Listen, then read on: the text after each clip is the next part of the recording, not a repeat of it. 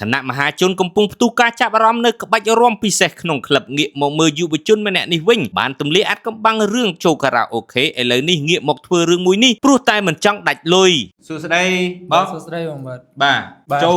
ខារ៉ាអូខេរៀនកាត់សក់ណាស្រួលជាងចូលខារ៉ាអូខេហើយមួយជីវិតនេះចូលប៉ុន្មានដងហ៎រាប់អត់អស់ញឹកដែរអូរៀនកាត់សក់ឲ្យចូលខារ៉ាអូខេចូលខារ៉ាអូខេស្រួលជាងបាទហើយព្រមទៅចូលខារ៉ាអូខេមិនមករៀនកាត់សក់វិញចូលខារ៉ាអូខេទៅអូក៏សបាយឡើងចង់ដាច់លុយហ៎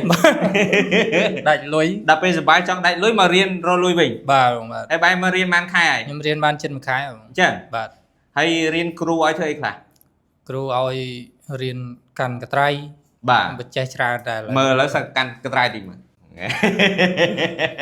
អញ្ចឹងរៀនកាត់សក់អត់សូវស្រួលទេណាបាទអត់សូវស្រួលអត់ស្រួលដូចចូលខារ៉ាអូខេទេបាទ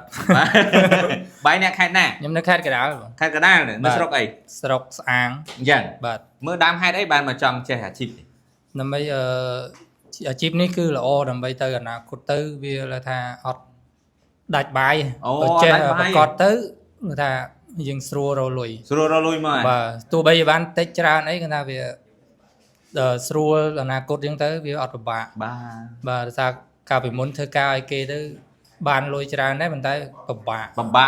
បាទហត់ចិត្តហត់កាយហត់ចិត្តហត់កាយបើបានចេះជំនាញនេះពិតប្រកបទៅអនាគតគឺល្អមកណាបាទចុះឈ្មោះរៀនជំនាញវិជ្ជាជីវៈកាត់សក់និងការដឹកនាំគ្រប់គ្រងអាជីវកម្មហាងកាត់សក់នៅ RTS រៀនបណ្ដាលអនុវត្តបណ្ដាលរៀនត្រឹមតែ6ខែធានាមានជំនាញអាជីពរកចំណូលបានពេញមួយជីវិត